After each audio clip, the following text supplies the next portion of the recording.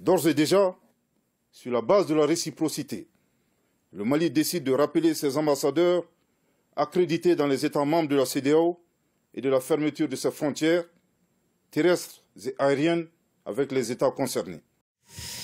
Bonjour Cyril Payen. Bonjour. La junte malienne ne semble donc pas ébranlée après ces sanctions adoptées par la CEDEAO. Alors effectivement, si les éléments de langage du porte-parole du gouvernement de transition, c'est la réciprocité, on peut très clairement parler de surenchère. On est dans une crise qui potentiellement peut avoir des conséquences importantes. Les premières victimes concrètes sur le terrain, c'est le vol Air France, le vol quotidien Paris-Bamako, qui ne va pas aujourd'hui, avec ses centaines de passagers, atterrir à Bamako. C'est une mesure claire de rétorsion parce que ce vol passe par les pays de la CEDEAO. Il semblerait qu'évidemment ça concerne la compagnie turque. Donc c'est une application directe, une mesure de rétorsion. En effet miroir, c'est ce que disait le porte-parole, de réciproque de ces mesures extrêmement dures, beaucoup plus que l'on pouvait l'imaginer, beaucoup plus que la CEDEAO n'a jamais décidé, des sanctions extrêmement dures visant le gouvernement de transition malien. La CEDEAO n'est pas contente évidemment du chronogramme qui a été donné, 5 ans ramenés à 4 ans, ce n'est pas suffisant, on demande une transition plus accélérée,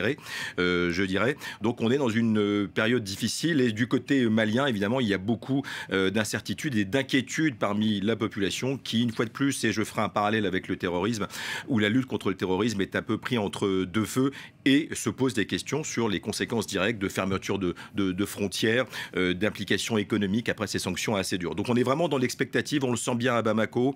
Il y a une manifestation anti-politique française, pas anti-française, mais anti-politique française, qui est annoncée à 15h heure locale, c'est-à-dire bientôt. Est-ce qu'elle sera suivie? On ne sait pas. Est-ce qu'on est dans le début de cette fameuse surenchère entre les États sahéliens, la France, cette sorte de multilatérale de surenchère ou d'éléments de langage extrêmement durs? Difficile de le dire dans le contexte malien, mais il est vrai que les temps ne sont pas au beau fixe dans les relations entre la France et Bamako. Pour revenir sur Air France, ça veut dire que la France s'aligne là sur les positions de la CEDEAO C'est le gouvernement de transition qui n'accepte pas qu'un vol Air France atterrisse. D'accord. Pour l'instant, c'est comme ça qu'on le comprend. Et ça sous-entend aussi l'ensemble des intérêts français. Et puis les premiers intérêts français, c'est la force Barkhane.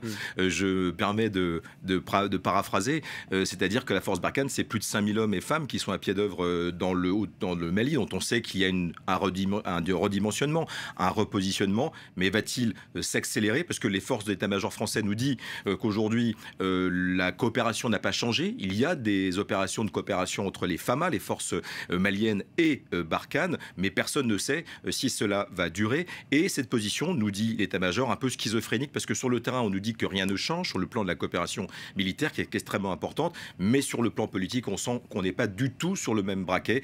Donc on est dans cette contradiction un peu dangereuse. Donc ça va encore compliquer la donne pour les Français? Très certainement, on peut s'attendre à des annonces, on peut s'attendre à peut-être une accélération, et on ne parle pas nécessairement uniquement de la France, mais également de la position européenne, d'autant que la France, on le sait, préside l'Union européenne depuis le 1er janvier. Donc il y a une série d'implications qui sont dangereuses dans le contexte sahélien, dans le contexte malien particulier, dans le contexte aussi où la France, on le sait, a transféré quelques bases, 3 bases, dans le nord du Mali pour le donner aux forces maliennes. Donc c'est une grande incertitude, c'est le moins qu'on puisse dire, un contexte un peu volatile, et déjà donc la première victime, ce sont d'abord certainement les inquiétudes fondées des Maliens évidemment, mais également ces vols qui ne sont annulés sine die pour relier la capitale du Mali.